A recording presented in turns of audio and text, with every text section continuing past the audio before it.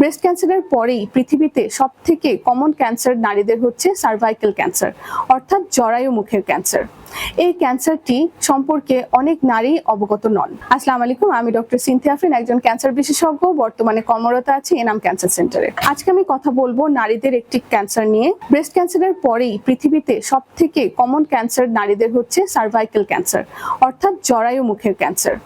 এই ক্যান্সারটি সম্পর্কে অনেক নারী অবগত নন, কিন্তু আশ্চর্যজনক ব্যাপার হচ্ছে যে আমাদের একটি ছোট্ট পদক্ষেপ এই ক্যান্সারটিকে প্রিভেন্ট করতে পারে।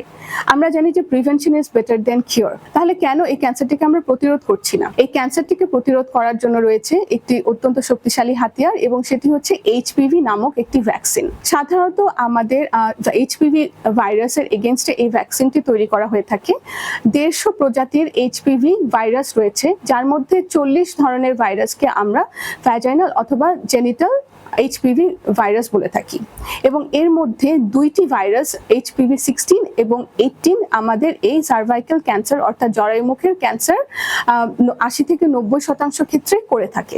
এবং এর এগেনস্টে আমাদের রয়েছে ভ্যাকসিন, এইচপিভি ভ্যাকসিন, এবং সেটি আমাদের দেশের বিভিন্ন কোম্পানি তৈরি করছে, বিদেশের বিভিন্ন কোম্পানি তৈরি করছে। সুলভ মূল্যে এটি অ্যাভেলেবেল আছে আমাদের দেশে।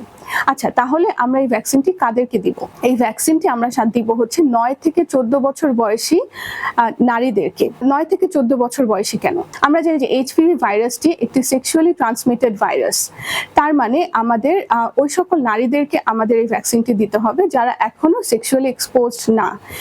এই জন্যই আমরা এই বয়সটিকে আমরা নির্ধারণ করেছি 9 থেকে 14 বছর বয়সী নারীরা একটি ডোজ নিলেই সেটি হয়ে যাবে। তাহলে 14 বছরের বেশি নারীরা কি তাহলে নিবে না? অবশ্যই নিবে। আমরা বলে থাকি যে 14 বছর থেকে 26 বছর পর্যন্ত যে কোনো নারী যারা এখনো সেক্সুয়ালি এক্সপোজড না তারা নিতে পারবেন, কিন্তু 2টি ডোজ নিতে হবে এই ক্ষেত্রে। এবং কোনো গবেষণায় বলা হয়েছে যে 45 বছর বয়সী পর্যন্ত নারীরাও নিতে পারবেন। তাহলে কেন নয়? আমরা যদি এই ক্যান্সারটিকে যদি একটি টিকার মাধ্যমে প্রতিরোধ করতে পারি তাহলে কেন নয়? এবং এটি আমাদের বিশ্বে মনে রাখতে হবে যে ব্রেস্ট ক্যান্সারের পরেই সার্ভাইকাল ক্যান্সার, এবং আমাদের দেশে প্রতি 2 ঘন্টায় একজন করে নারী কিন্তু মারা যাচ্ছেন এই জরায়ুমুখের ক্যান্সারে। তাহলে এখনই সচেতন হওয়ার সময়। ধন্যবাদ।